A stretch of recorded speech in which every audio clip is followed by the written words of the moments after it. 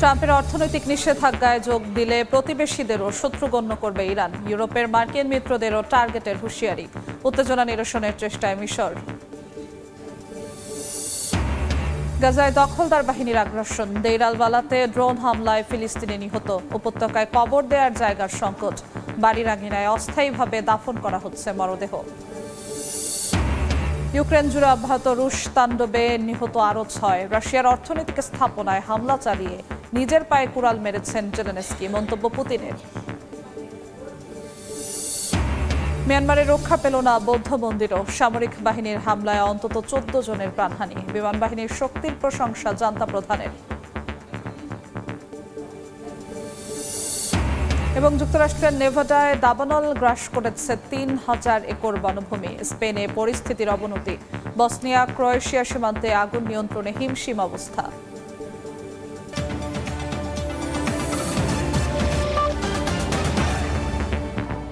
আন্তর্জাতিক সময়ের সঙ্গে আছি আমি জিন্নাত আরা যশোয়া। ইরানকে ঘিরে নতুন কোনো ষড়যন্ত্র করলে মার্কিন প্রেসিডেন্ট ডোনাল্ড ট্রাম্পের বিরুদ্ধে বিধ্বংসী পদক্ষেপ নেওয়ার হুঁশিয়ারি দিয়েছে তেহরান। ইরানকে চাপে ফেলতে যুক্তরাষ্ট্রের নতুন নিষেধাজ্ঞাকে অর্থনৈতিক সন্ত্রাস বলে আখ্যা দিয়েছেন দেশটির প্রথম ভাইস প্রেসিডেন্ট। মার্কিন নিষেধাজ্ঞার হুমকি সত্ত্বেও প্রতিবেশী দেশগুলো থেকে নতুন নিরাপত্তা ব্যবস্থা নিয়ে তেহরান একাধিক বার্তা পেয়েছে, এমন দাবি করেছেন ইরানের পার্লামেন্টের স্পিকার। ইরান যুক্তরাষ্ট্রের সামরিক সংঘাত বন্ধ থাকলেও অব্যাহত রয়েছে বাকযুদ্ধ। মার্কিন প্রেসিডেন্ট ডোনাল্ড ট্রাম্প ইরানের বিরুদ্ধে নতুন কোনো পদক্ষেপ নিলে ভূমিকম্পের মতো পাল্টা জবাব দেওয়ার হুমকি দিয়েছেন সুপ্রিম ন্যাশনাল সিকিউরিটি কাউন্সিলের সচিব মোহসেন রেজাই। ইরানের প্রতিবেশী দেশগুলোকে যুক্তরাষ্ট্রের অর্থনৈতিক অভিযানে যোগ না দেওয়ার সতর্কবার্তা দিয়ে বলেছেন, কেউ সহযোগিতা করলে তাদের স্বার্থেও আঘাত হানবে তেহরান। এমনকি হরমুজ প্রণালী দিয়ে এক ফোঁটা তেলও বের হতে না দেয়ার এবং বিকল্প তেল রপ্তানি পথেও হামলার হুমকি দিয়েছেন তিনি। ইরানকে অর্থনৈতিকভাবে চাপে ফেলতে মার্কিন নতুন উদ্যোগকে সরাসরি অর্থনৈতিক সন্ত্রাস আখ্যা দিয়েছে তেহরান। দেশটির প্রথম ভাইস প্রেসিডেন্ট মোহাম্মদ রেজা আরেফ বলেছেন, জনগণের জীবিকা ও অর্থনৈতিক স্থিতিশীলতা নষ্ট করতে যুক্তরাষ্ট্রের চাপ মেনে নেওয়া হবে না। ইরানের পার্লামেন্ট স্পিকার মোহাম্মদ বাঘের গালিবাফ বলেছেন, মার্কিন নিষেধাজ্ঞার হুমকি সত্ত্বেও প্রতিবেশী দেশগুলো থেকে নতুন নিরাপত্তা ব্যবস্থা ও আঞ্চলিক অর্থনৈতিক সহযোগিতা নিয়ে তেহরান একাধিক বার্তা পেয়েছে। অন্যদিকে হরমুজে চলাচল কমে যাওয়ায় বিকল্প পথ তৈরির পরিকল্পনাও করছে পশ্চিমা ও উপসাগরীয় দেশগুলো। যুদ্ধ দীর্ঘায়িত হলেও প্রস্তুতিতে এগিয়ে থাকার দাবি ইরানের। প্রতিরক্ষা মন্ত্রণালয় বলছে, সাম্প্রতিক 40 দিনের যুদ্ধের মধ্যেও অস্ত্র ও গোলাবারুদ উৎপাদন বন্ধ হয়নি, বরং 3 গুণেরও বেশি বেড়েছে। এর মধ্যে আরব সাগরে অবস্থান নিয়েছে যুক্তরাষ্ট্রের বিমানবাহী রণতরী ইউএসএস জর্জ ওয়াশিংটন। মার্কিন কর্মকর্তাদের বরাতে জানা গেছে, মধ্যপ্রাচ্যে থাকা ইউএসএস আব্রাহাম লিঙ্কনের জায়গা নিতে এটি পাঠানো হয়েছে। এদিকে ইরান ও যুক্তরাষ্ট্রকে আবার আলোচনার টেবিলে ফেরানোর চেষ্টা করছে মিশর। দেশটির পররাষ্ট্রমন্ত্রী বদর আবদেল্লাতে ইরানের পররাষ্ট্রমন্ত্রী আব্বাস আরাকচির সঙ্গে উত্তেজনা কমানো, ইরান ওমান আলোচনা এবং যুক্তরাষ্ট্র ইরান সমঝোতা স্মারকের বাস্তবায়ন পুনরায় শুরুর বিষয়ে আলোচনা করেছেন। মালিহা সুহরওয়ার্দী, সময় সংবাদ। গাজায় অব্যাহত আছে দখলদার বাহিনীর আগ্রাসন। দেইর আল বালাতে ইসরায়েলের ড্রোন হামলায় এক ফিলিস্তিনি নিহত হয়েছেন, আহত হয়েছেন বেশ কয়েকজন। এর মধ্যেই অবরুদ্ধ উপত্যকাটিতে দেখা দিয়েছে নিহতদের কবর দেওয়ার জায়গার সংকট। জায়গার অভাবে অনেক মরদেহ বাড়ির আঙিনা, তাঁবু, হাসপাতাল কিংবা আশ্রয় কেন্দ্রের পাশে দাফন করতে হচ্ছে। গাজায় দিনের পর দিন অব্যাহত আছে ইসরায়েলি আগ্রাসন। স্থানীয় সময় শনিবার দেইর আল বালার আল বাসা এলাকায় একটি বাড়ির উঠানে ড্রোন হামলা চালানো হয়। বেশ কয়েকজন হতাহত হন। যদিও ইসরায়েলি সেনাবাহিনী দাবি করেছে, হামলায় নিহত ব্যক্তি হামাসের কমান্ডার। তাদের ভাষ্য, ওই ব্যক্তি দেইর আল বালা ব্যাটালিয়নের প্লাটুন কমান্ডার ছিলেন এবং হামাসের ভূগর্ভস্থ অবকাঠামো পুনর্গঠনে কাজ করছিলেন। এদিকে যুদ্ধের আরেক নির্মম বাস্তবতা, মৃতদের দাফনের জায়গার সংকট। গাজার বহু কবরস্থান ক্ষতিগ্রস্ত হয়েছে। জায়গার অভাবে অনেক মরদেহ অস্থায়ীভাবে বাড়ির আঙিনা, তাঁবু, হাসপাতাল কিংবা আশ্রয় কেন্দ্রের পাশে দাফন করতে হয়েছে। এখন যুদ্ধবিরতির সুযোগে ধ্বংসস্তূপ ও অস্থায়ী কবর থেকে মরদেহ উদ্ধার করে কবরস্থানে নেওয়া হলেও সেখানেও দেখা দিয়েছে তীব্র জায়গার সংকট। গাজার ধর্ম বিষয়ক মন্ত্রণালয়ের তথ্য অনুযায়ী যুদ্ধ শুরুর পর 40টির বেশি কবরস্থান ধ্বংস হয়েছে। তীব্র হচ্ছে চিকিৎসা সংকট। ফিলিস্তিনি মেডিকেল রিলিফ সোসাইটির তথ্য অনুযায়ী 3.5 লাখের বেশি রোগীর প্রয়োজনীয় ওষুধ দরকার, কিন্তু যুদ্ধবিরতির মধ্যেও পর্যাপ্ত চিকিৎসা সহায়তা প্রবেশ করছে না বলে অভিযোগ রয়েছে। অন্যদিকে পশ্চিম তীরেও অব্যাহত রয়েছে সহিংসতা। জেরুজালেমের উত্তরে আর রামে ইসরায়েলি বাহিনীর গুলিতে কয়েকজন ফিলিস্তিনি আহত হয়েছেন। জেনিনের দক্ষিণে আর রাবেহ এলাকায় ইসরায়েলি বসতি স্থাপনকারীদের হামলায় আরও কয়েকজন আহত হয়েছেন। মালিহা সুহরওয়ার্দী, সময় সংবাদ। অধিকৃত পশ্চিম তীরে নতুন করে বসতি নির্মাণে ইসরায়েলি টেন্ডার নিয়ে আন্তর্জাতিক মহলে চলছে ব্যাপক সমালোচনা। বিশেষজ্ঞদের আশঙ্কা, E1 নামের এই প্রকল্প বাস্তবায়িত হলে 2 ভাগে বিভক্ত হবে পশ্চিম তীর, অসম্ভব হয়ে পড়বে স্বাধীন ফিলিস্তিন রাষ্ট্র প্রতিষ্ঠা। এর মধ্যে এই প্রকল্পের তীব্র নিন্দা জানিয়েছেন ইউরোপের 7টি দেশের নেতারা। ইসরায়েলের ওপর ব্যাপক নিষেধাজ্ঞা আরোপের প্রস্তুতিও নিচ্ছে ইউরোপীয় ইউনিয়ন। পশ্চিম তীরে অবৈধ বসতি সম্প্রসারণ ঘিরে বহু পুরানো পরিকল্পনা ইসরায়েলের। সম্প্রতি অঞ্চলটির কৌশলগত গুরুত্বপূর্ণ E1 এলাকায় 1234টি ইসরায়েলি বসতবাড়ি নির্মাণে টেন্ডার প্রকাশ করেছে ইসরায়েল। এর জেরে আন্তর্জাতিক অঙ্গনে তোপের মুখে পড়েছে তেল আবিব। E1 নামটি এসেছে ইস্ট 1 থেকে। ইসরায়েলের এই পরিকল্পনার লক্ষ্য পূর্ব জেরুজালেম থেকে প্রায় 7 কিলোমিটার দূরে অবস্থিত মা আলে আদুমিম পর্যন্ত একটি ধারাবাহিক বসতি করিডোর তৈরি করা। মানবাধিকার সংগঠনগুলোর অভিযোগ, এই প্রকল্প বাস্তবায়িত হলে পশ্চিম তীরের উত্তর ও দক্ষিণ অংশ কার্যত বিচ্ছিন্ন হয়ে পড়বে, ভেঙে পড়বে ফিলিস্তিনি ভূখণ্ডের ভৌগোলিক সংযোগ। এই প্রকল্প ফিলিস্তিন রাষ্ট্র প্রতিষ্ঠার ভবিষ্যৎ আরও অনিশ্চিত করবে বলেও শঙ্কা বিশ্লেষকদের। গেল বছর মার্চে E1 প্রকল্প ও মালে আদুমিম এলাকার পাশ দিয়ে সার্বভৌমত্ব সড়ক নির্মাণে 33,50,00,000 শেকেল বরাদ্দ দেয় ইসরায়েল। পরিকল্পনা অনুযায়ী এই সড়ক দিয়ে ফিলিস্তিনি যানবাহনকে আলাদা রুটে সরিয়ে দেওয়া হবে। এরপর চলতি বছরের মে মাসে আল আইজারিয়ার পূর্ব প্রবেশপথে প্রায় 50টি ফিলিস্তিনি ব্যবসা প্রতিষ্ঠান গুড়িয়ে দেওয়া হয়। বসতি সংশ্লিষ্ট সড়ক নির্মাণের প্রস্তুতির অংশ হিসেবেই এই উচ্ছেদ বলে অভিযোগ রয়েছে। জাতিসংঘের মানবাধিকার দপ্তর E1 প্রকল্পকে অবৈধভাবে ভূখণ্ড দখল স্থায়ী করার গুরুতর পদক্ষেপ হিসেবে বর্ণনা করেছে। এই প্রকল্পের টেন্ডার প্রকাশের বিরুদ্ধে নিন্দা জানিয়েছে ইউরোপের কয়েকটি দেশ। কঠোর অবস্থানে যাচ্ছে ইউরোপীয় ইউনিয়নও। ইসরায়েলের ওপর বাণিজ্য, একাডেমিক সহযোগিতা, নিরাপত্তা ও কূটনৈতিক ক্ষেত্রে নিষেধাজ্ঞার একটি পূর্ণাঙ্গ প্যাকেজ বিবেচনা করছে EU। কাকুলি আখতার, সময় সংবাদ। রাশিয়ার গুরুত্বপূর্ণ অর্থনৈতিক স্থাপনায় হামলা চালিয়ে ইউক্রেন নিজেই নিজেদের বিপদ ডেকে এনেছে বলে মন্তব্য করেছেন রুশ প্রেসিডেন্ট ভ্লাদিমির পুতিন। ক্রিভি রিহের শপিং কমপ্লেক্সের মতো অর্থনৈতিক স্থাপনায় আরও ভয়াবহ হামলার হুঁশিয়ারি দিয়েছেন তিনি। এদিকে ইউক্রেনের রাজধানী কিয়েভ সহ খেরসন, দোনেৎস্ক ও সুমি অঞ্চলে মস্কোর হামলায় অন্তত 6 জন নিহত হয়েছেন। এদিকে রাশিয়ার দক্ষিণাঞ্চলীয় ক্রাসনোদার অঞ্চলে ইউক্রেনীয় ড্রোন হামলায় একই পরিবারের 2 শিশু নিহত হয়েছেন। ইউক্রেনের ক্রিভিরিহের ব্যস্ত সানি গ্যালারি শপিং কমপ্লেক্সে 2 দফা ড্রোন হামলার পরও থামেনি রাশিয়া। স্থানীয় সময় শনিবারও ইউক্রেনের বিভিন্ন এলাকায় হামলা চালায় মস্কো। রাজধানী কিয়েভ, খেরসন, দোনেৎস্ক ও সুমি অঞ্চলে প্রাণহানি ও আহতের খবর পাওয়া গেছে। আগুন ধরে যায় খেরসন শহরের একটি শপিং সেন্টারেও। রুশ প্রেসিডেন্ট ভ্লাদিমির পুতিন হুঁশিয়ারি দিয়ে বলেছেন, রাশিয়ার অর্থনৈতিক স্থাপনায় ইউক্রেন হামলা চালিয়ে প্যান্ডোরার বাক্স খুলেছে। এর জবাবে ইউক্রেনের সবচেয়ে স্পর্শকাতর খাতগুলোতে হামলা চালানোর হুমকি দেন তিনি। পাশাপাশি মস্কো আলোচনায় আগ্রহী বললেও তা হতে হবে মাঠের বাস্তবতার ভিত্তিতে, এমন অবস্থানও পুনর্ব্যক্ত করেছেন পুতিন। কিয়েভ সহ ইউক্রেনের প্রতিরক্ষা শিল্পের স্থাপনাগুলোতে আমরা হামলা বাড়িয়েছি। পাশাপাশি আমাদের বেসামরিক শিল্প ও লজিস্টিক স্থাপনায় শত্রুরা হামলারও জবাব দিতে শুরু করেছি। কিয়েভের শাসক গোষ্ঠী আমাদের অর্থনীতিকে ক্ষতিগ্রস্ত করার চেষ্টা করেছে।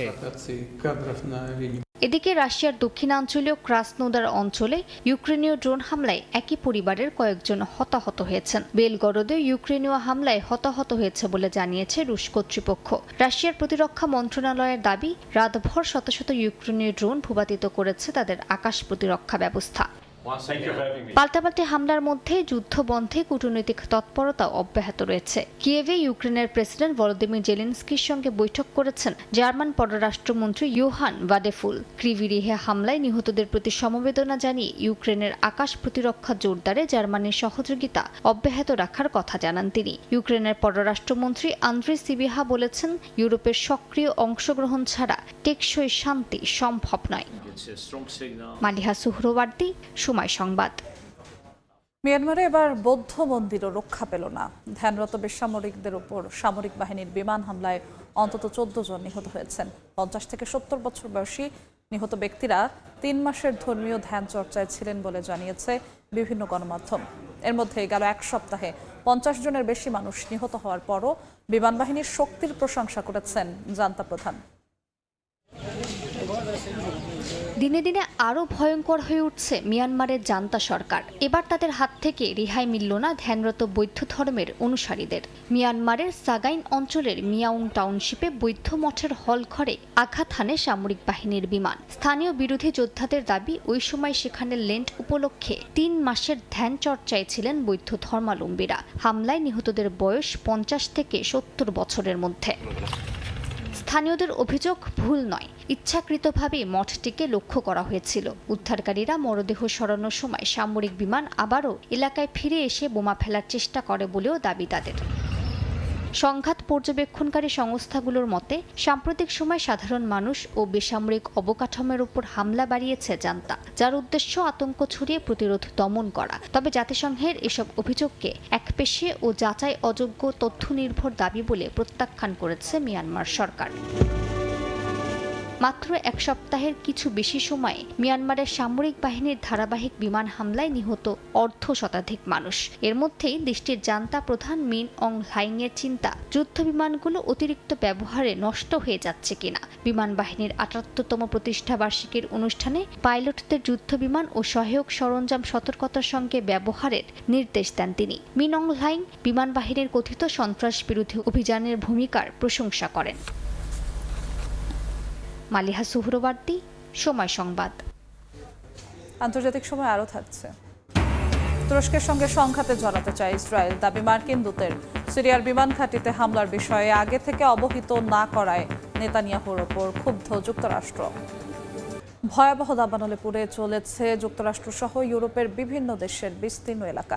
নেভাডায় আগুন গ্রাস করেছে প্রায় 3000 একর বনভূমি। স্পেন, সার্বিয়া ও বসনিয়া ক্রোয়েশিয়া সীমান্তে দাবানল নিয়ন্ত্রণে হিমশিম খাচ্ছেন দমকল কর্মীরা। জরুরি সতর্কতা জারি করে সরিয়ে নেওয়া হচ্ছে হাজারো বাসিন্দাকে। সার্বিয়ায় আগুন নিয়ন্ত্রণে সহায়তা পাঠিয়েছে ইউরোপীয় ইউনিয়নভুক্ত কয়েকটি দেশ। স্পেনের পূর্বাঞ্চলীয় ভ্যালেন্সিয়ায় বজ্রপাত থেকে সৃষ্ট দাবানল দ্রুত ছড়িয়ে পড়েছে সেগ্রবে শহরের বিস্তীর্ণ এলাকায়। আগুন নিয়ন্ত্রণে দমকল কর্মীদের পাশাপাশি আকাশপথে বিশেষায়িত অগ্নি নির্বাপন ইউনিটও কাজ করছে। জারি করা হয়েছে জরুরি সতর্কতাও। বাতাসের গতি ও দিক পরিবর্তনে পরিস্থিতি আরও ভয়াবহ হয়ে উঠলে কাছের গাধোবা শহরের বাসিন্দাদের প্রথমে ঘরে অবস্থানের নির্দেশ দেয়া হয়, পরে তাদের নিরাপদ স্থানে সরিয়ে নেয় সংশ্লিষ্ট কর্তৃপক্ষ। দাবানলের কারণে 1000-এর বেশি মানুষ ঘরবাড়ি নিয়ে উদ্বেগে রয়েছেন। সার্বিয়ার ডেলিব্লাতো স্যান্ডস প্রকৃতি সংরক্ষণ এলাকাও টানা কয়েক সপ্তাহ ধরে জ্বলছে ভয়াবহ দাবানলে। পরিস্থিতি মোকাবিলায় ইউরোপীয় ইউনিয়নের সহায়তা চেয়েছে দেশটি। এর অংশ হিসেবে রোমানিয়া, স্লোভাকিয়া ও চেক প্রজাতন্ত্রের অগ্নি নির্বাপন হেলিকপ্টার এবং জার্মানি ও রোমানিয়ার দমকল কর্মী ও যানবাহন যাচ্ছে দেশটিতে। একই চিত্র বসনিয়া ক্রোয়েশিয়া সীমান্তেও। ভয়াবহ আগুনের কারণে বসনিয়া ট্রেবিনিয়া থেকে ক্রোয়েশিয়া দুব্রভনিকগামী প্রধান সড়ক বন্ধ করে দিতে হয়েছে। দাবানল লোকালয়ের কাছে ছড়িয়ে পড়ায় সরিয়ে নেওয়া হয়েছে আশপাশের কয়েকটি গ্রামের বাসিন্দাদের। তীব্র গরম, শুষ্ক আবহাওয়া ও প্রবল বাতাসে আগুন আরও ভেতরের দিকে ছড়িয়ে পড়ছে। হেলিকপ্টারের সহায়তায় চলছে আগুন নিয়ন্ত্রণের চেষ্টা। যুক্তরাষ্ট্রের নেভাডাতেও দ্রুত ছড়াচ্ছে দাবানল। এরই মধ্যে প্রায় 2.5 থেকে 3000 একর এলাকা পুড়ে গেছে। ঝুঁকিতে রয়েছে প্রায় 1000 ঘরবাড়ি। হকফায়ার নামের এই আগুনের কারণে রেনো শহরের একাধিক এলাকার বাসিন্দাদের নিরাপদ স্থানে সরিয়ে নেয়ার নির্দেশ দেওয়া হয়েছে। দাবানল নিয়ন্ত্রণে আকাশপথে কাজ করছে উড়োজাহাজ। নাসরিন রুমি, সময় সংবাদ। ভারতের কলকাতায় হোটেলে অগ্নিকাণ্ডে নিহত বাংলাদেশিদের প্রতি শোক জানিয়েছেন স্থানীয় ব্যবসায়ী নেতারা। ক্ষতিগ্রস্ত বাংলাদেশি পরিবারগুলোর কাছে ক্ষমা চেয়েছেন তারা। কলকাতার হোটেল পাড়াকে সুরক্ষিত করার আশ্বাস তাদের। এদিকে প্রয়োজনীয় কাগজপত্র দেখাতে না পারায় একের পর এক আবাসিক হোটেল ও লজ বন্ধ করছে প্রশাসন। গ্রেফতার হয়েছেন শিখা ইন হোটেলের মালিক বীরেশ্বর মিত্র। বিস্তারিত জানাচ্ছেন সুব্রত আচার্য, ছবি তুলেছেন বিশ্বজিৎ দাস। মাত্র কয়েক ঘন্টা আগেই সীমান্ত পেরিয়ে নিজ দেশে নিজের পরিবারের কাছে ফিরেছেন ভারতে চিকিৎসা করাতে আসা বাংলাদেশিরা। কিন্তু জীবিত নন, মৃত, অগ্নিদগ্ধ হয়ে নয়, বরং অবৈধ আবাসিক হোটেলের ঘরের দরজা খুলে বের হতে না পেরে দম বন্ধ হয়ে। সেই বিভীষিকাময় মৃত্যুর বর্ণনা দিতে গিয়ে নিউ মার্কেট এলাকার ব্যবসায়ীরাই এবার কান্নায় ভেঙে পড়লেন। শনিবার সন্ধ্যায় মার্কুই স্ট্রিটে নিহত 7 বাংলাদেশি সহ 9 জনের আত্মার শান্তি কামনায় আয়োজিত এক স্মরণ সভায় যোগ দেন স্থানীয় ব্যবসায়ী থেকে এলাকার সাধারণ বাসিন্দারাও।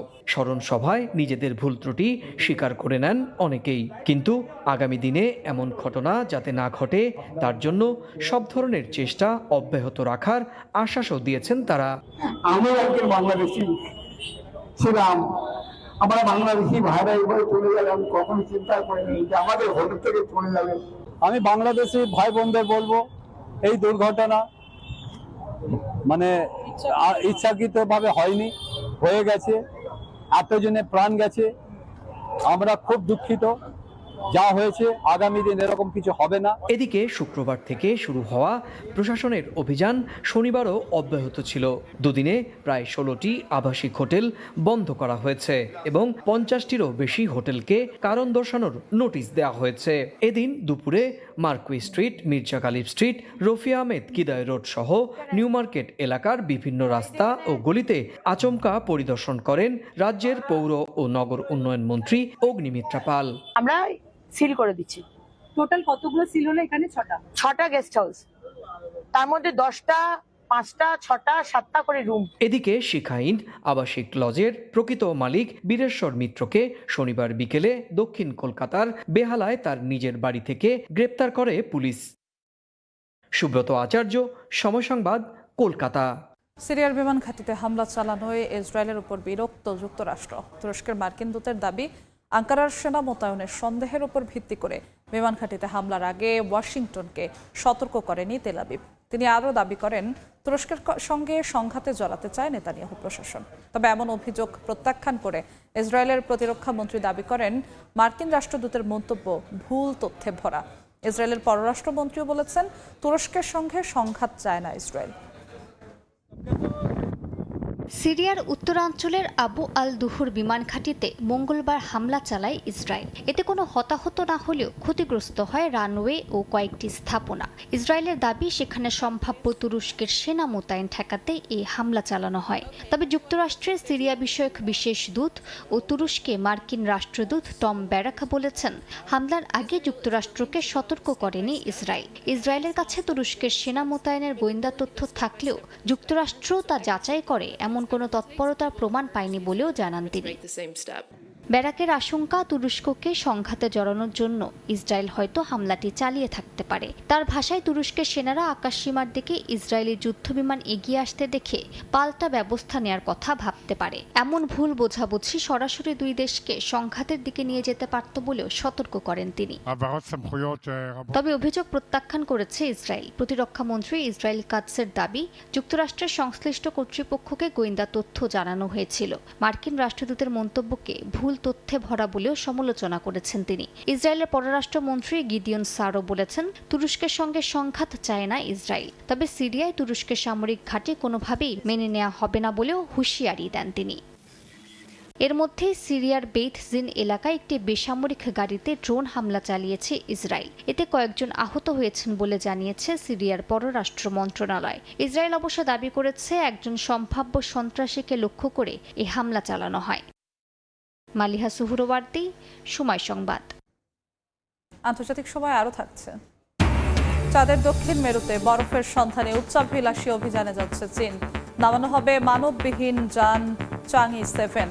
পানি পাওয়া গেলে নতুন মোড় নেবে ভবিষ্যৎ মহাকাশ মিশন। অবৈধভাবে তথ্য সংগ্রহ ও ব্যক্তিগত গোপনীয়তা লঙ্ঘনের অভিযোগে ডেইলি মেইলের বিরুদ্ধে করা মামলায় মোটা অঙ্কের জরিমানার মুখে পড়েছেন প্রিন্স হ্যারি সহ 7 জন। মামলায় হেরে গিয়ে পত্রিকাটির প্রকাশককে প্রাথমিকভাবে আইনি খরচ হিসেবে দিতে হবে প্রায় 95,40,000 পাউন্ড। শুক্রবার লন্ডনের হাইকোর্ট এই অর্থ পরিশোধের নির্দেশ দেন। রায়কে ডেইলি মেইলের পক্ষ থেকে সংবাদপত্র ও সাংবাদিকদের জন্য বড় বিজয় হিসেবে বর্ণনা করা হয়েছে। তবে আদালতের সিদ্ধান্তকে সম্পূর্ণ ও স্পষ্ট পক্ষপাতদুষ্ট বলে মন্তব্য করেছেন প্রিন্স হ্যারি।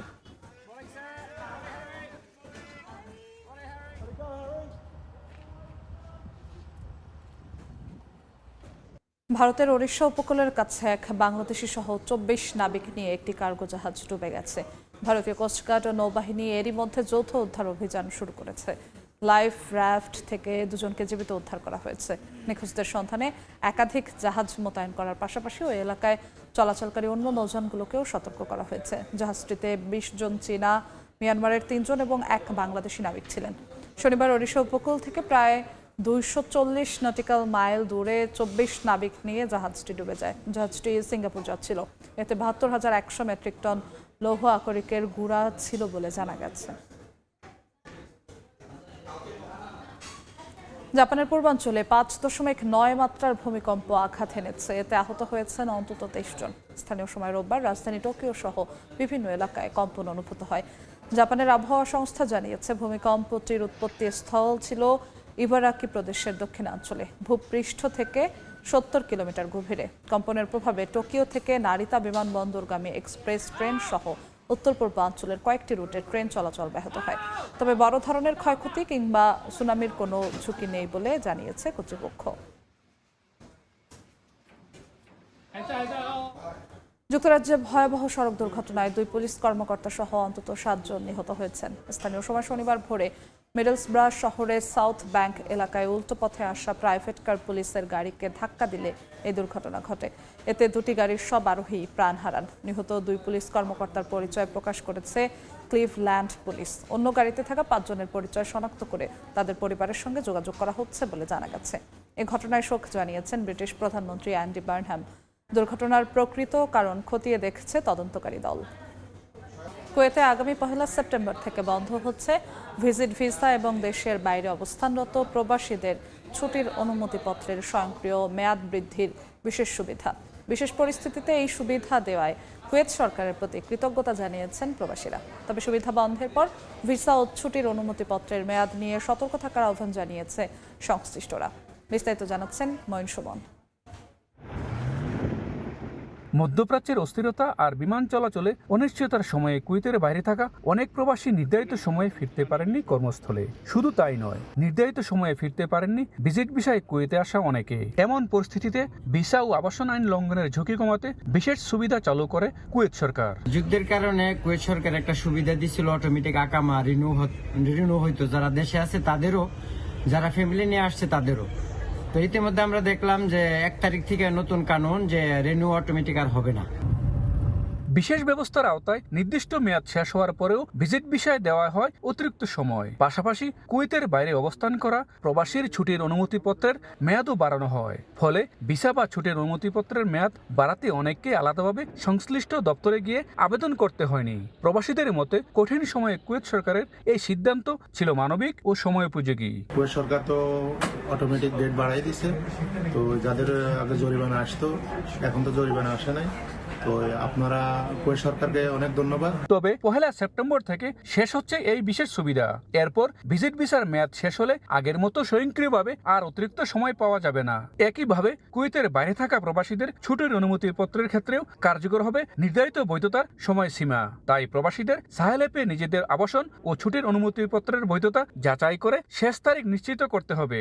এটা 1 তারিখে বন্ধ হয়ে যাইতেছে, তো এই জন্য মনে করেন সবাই আইনটা যাতে ফলো করে 1 তারিখের আগেই গন্তব্যে পৌঁছানোর ব্যবস্থা করে। আর এই কাজটা কুয়েত সরকার করার জন্য কুয়েত সরকারের অসংখ্য ধন্যবাদ। বিশেষ সুবিধা বন্ধের মাধ্যমে স্বাভাবিক ভিসা ও ছুটির ব্যবস্থায় ফিরেছে কুয়েত। তাই দেশটির প্রচলিত আইন মেনেই নিতে হবে ভিসা ও আবাসন সেবা। মঈন সুমন, সময় সংবাদ, কুয়েত। চাঁদের দক্ষিণ মেরুর অন্ধকারাচ্ছন্ন খাদে বরফের সন্ধান পেতে সবচেয়ে উচ্চাভিলাষী অভিযান চালাতে যাচ্ছে চীন। চাংই 7 নামের এই মানববিহীন মিশনটি চাঁদের পানির গভীরতা ও ব্যবহারের সম্ভাব্যতা যাচাই করবে। চাঁদে পর্যাপ্ত পানি পাওয়া গেলে তা ভবিষ্যতে দূরবর্তী মহাকাশ মিশন, জ্বালানি তৈরি এবং মানুষের বসবাসের ক্ষেত্রে এক যুগান্তকারী পরিবর্তন আনবে বলে মনে করছেন বিজ্ঞানীরা। চাঁদের দক্ষিণ মেরুর স্থায়ী ছায়াচ্ছন্ন গহ্বরে বরফে জমে থাকা পানির সন্ধানে নতুন অভিযান শুরু করতে যাচ্ছে চীন। 24 থেকে 31 আগস্টের মধ্যে যে কোনো দিন উৎক্ষেপণ হতে পারে দেশটির মানববিহীন রোবোটিক মহাকাশযান চ্যাং-ই-7। এটি চীনের 7ম এবং এখন পর্যন্ত সবচেয়ে উচ্চাভিলাষী চন্দ্র অভিযান। চ্যাং-ই-7 মিশনে রয়েছে একটি অরবিটার, ল্যান্ডার, রোভার এবং বিশেষ ধরনের হপার। অরবিটার চাঁদের কক্ষপথ থেকে ছবি তুলবে ও তথ্য পাঠাবে। ল্যান্ডার নামবে দক্ষিণ মেরুর কাছের 21 কিলোমিটার প্রশস্ত শ্যাকলটন গহ্বরের প্রান্তে, আর রোভার আশপাশের মাটি, শিলা ও পরিবেশ বিশ্লেষণ করবে। মিশনের সবচেয়ে ব্যতিক্রমী অংশ হল সৌরশক্তি চালিত হপার। এটি চাঁদের পৃষ্ঠে স্বল্প দূরত্বে লাফিয়ে গভীর ও অন্ধকার গহ্বরে প্রবেশ করবে এবং সেখান থেকে বেরিয়ে আসবে। এমন প্রযুক্তি ব্যবহার করে আগে কোনো চন্দ্র অভিযান পরিচালিত হয়নি। গত 2 দশকে বিভিন্ন মহাকাশ অভিযান নিশ্চিত করেছে চাঁদে, বিশেষ করে উত্তর ও দক্ষিণ মেরুর স্থায়ী ছায়াচ্ছন্ন গহ্বরে বরফ আকারে পানি রয়েছে। 2009 সালে নাসার এক পরীক্ষায় এ বিষয়ে শক্তিশালী প্রমাণ মিলেছিল। পরে 2020 সালে নাসা জানায় চাঁদের পৃষ্ঠের খনিজ কণার মধ্যেও পানির অণু রয়েছে এবং স্থায়ী ছায়ায় আরও বরফ জমে থাকতে পারে। বিজ্ঞানীরা বলছেন এই বরফ শুধু বৈজ্ঞানিক গবেষণার জন্য নয়, ভবিষ্যতের মানববাহী চন্দ্র অভিযানের জন্য গুরুত্বপূর্ণ। পর্যাপ্ত ও ব্যবহারযোগ্য পানি পাওয়া গেলে তা পানীয় হিসেবে ব্যবহার করা যাবে। একই সঙ্গে সেখান থেকে অক্সিজেন ও হাইড্রোজেন উৎপাদন করে শ্বাস প্রশ্বাস ও জ্বালানির চাহিদাও মেটানো সম্ভব হতে পারে। এতে ভবিষ্যতে মঙ্গল গ্রহে অভিযান বা চাঁদে স্থায়ী ঘাঁটি নির্মাণের পথ আরও সহজ হবে। ফারদিন মাজহার, সময় সংবাদ। আন্তর্জাতিক সময় শীর্ষ সংবাদগুলো জানিয়ে দিচ্ছি আরও একবার। ট্রাম্পের অর্থনৈতিক নিষেধাজ্ঞায় যোগ দিলে প্রতিবেশীদেরও শত্রু গণ্য করবে ইরান। ইউরোপের মার্কিন মিত্রদেরও টার্গেটের হুঁশিয়ারি। উত্তেজনা নিরসনের চেষ্টায় মিশর। গাজায় দখলদার বাহিনীর আগ্রাসন। দেইর আল বালাতে ড্রোন হামলায় ফিলিস্তিনি নিহত। উপত্যকায় কবর দেওয়ার জায়গার সংকট। বাড়ির আঙিনায় অস্থায়ীভাবে দাফন করা হচ্ছে মরদেহ। এবং ইউক্রেন জুড়ে অব্যাহত রুশ তাণ্ডবে নিহত আরও 6। রাশিয়ার অর্থনৈতিক স্থাপনায় হামলা চালিয়ে নিজের পায়ে কুড়াল মেরেছেন জেলেনস্কি, মন্তব্য পুতিনের।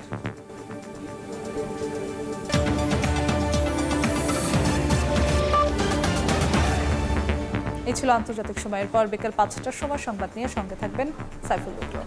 দর্শক, আপনাকে ধন্যবাদ। বিকেল 5টার সময় সংবাদ নিয়ে আসছে কিছুক্ষণ পর, সঙ্গে থাকুন সময়।